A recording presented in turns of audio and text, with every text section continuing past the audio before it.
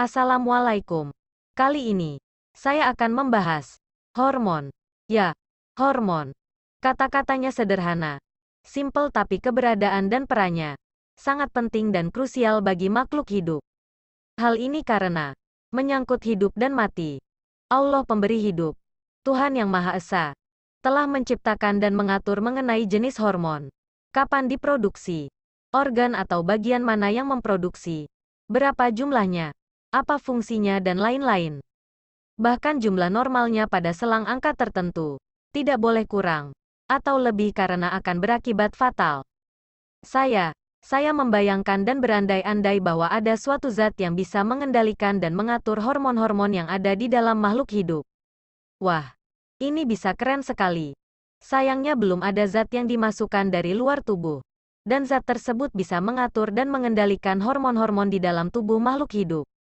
Sebenarnya, sekarang sudah ada suatu zat yang diberikan dari luar yang berfungsi untuk menggantikan hormon tersebut yang kekurangan. Contohnya, 1. Pada manusia, orang yang kekurangan hormon insulin. Agar metabolisme normal lagi maka disuntik insulin. 2. Pada tumbuhan. Kalau tanaman pertumbuhannya kurang maka disemprot giberelin. Begitu seterusnya. Tapi sebenarnya, ada syarat-syaratnya seperti jumlahnya tidak boleh berlebihan dan lain-lain. Karena jika berlebihan justru berakibat fatal. Contoh di atas adalah suatu zat yang berfungsi sebagai pengganti hormon. Tapi zat yang jika diaplikasikan dapat berfungsi sebagai pengendali hormon-hormon di dalam manusia belum ditemukan. Bagaimana dengan tumbuhan? Saya penasaran. Coba googling cari zat tersebut untuk tanaman. Alhamdulillah saya mendapatkan suatu zat yang bersifat hormon yang berfungsi antara lain dapat mengendalikan dan mengatur hormon-hormon yang ada di dalam tanaman atau hormon pengendali, fitohormon, di dalam tanaman. Wah, zat ini keren sekali. Keren dan keren. Zat tersebut adalah sodium nitrofenolat 980 Wp. Zat ini berupa senyawa yang terdiri dari 3 unsur kimia yaitu 1. Sodium 5-nitroguaiakolat, 5-NSG, yang bobotnya 16,3%. 2. Sodium ortonitrofenolat yang bobotnya 32,6%. 3. Sodium paranitrofenolat yang bobotnya 49,1%. Jadi total berbobot bahan aktif 98% atau 980 Wp. Akibat fungsi ini, maka efeknya keren sekali. Efek jika diaplikasikan ke dalam tanaman dapat disimpulkan ada 5 poin, yaitu 1. Menstimulasi pertumbuhan dalam sintesis klorofil untuk meningkatkan laju fotosintesis. 2. Meningkatkan kemampuan akar dalam hal ini menguatkan dan menumbuhkan akar untuk menyerap unsur hara di dalam tanah. 3. Meningkatkan kuantitas dan kualitas dari buah, umbi dan biji.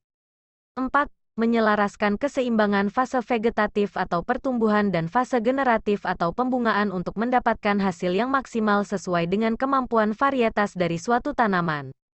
5. Meningkatkan kemampuan dan ketahanan atau imunitas tanaman terhadap penyakit jamur dan bakteri. Adapun fungsi lain dari sodium nitrofenolat adalah 1. Apabila diaplikasikan ke tanah langsung di sekitar tanaman, akan menjadikan unsur hara mudah tersedia oleh tanaman. 2. Jika dicampur langsung dengan insektisida, fungisida, pupuk atau pupuk pelengkap cair, maka akan meningkatkan efektivitas produk tersebut hingga 60%. Di samping tetap berfungsi sebagaimana jika diaplikasikan sebagai single atau sendiri.